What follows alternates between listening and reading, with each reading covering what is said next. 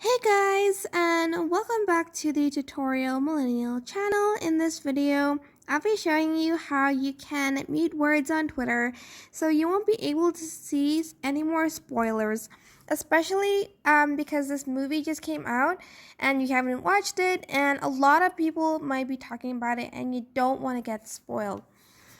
You don't want to get any spoilers about this movie, so you're just going to go to your notifications tab and click on the gear icon over here and choose filters and go and press muted words.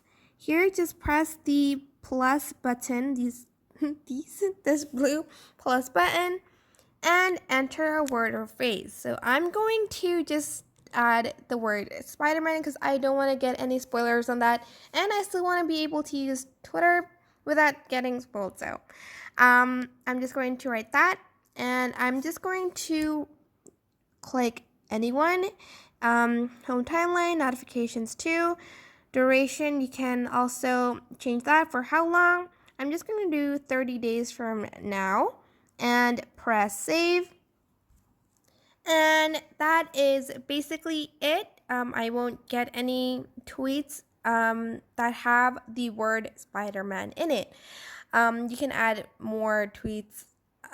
You can add more muted words, for instance, like Tom Holland or something like that. If they, for instance, didn't use the word Spider-Man in that tweet.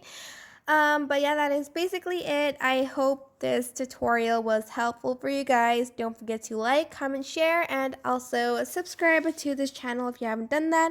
If you have any questions, just leave it in the comment section down below, and I will try my best to answer them all. Thank you so much for watching. Bye!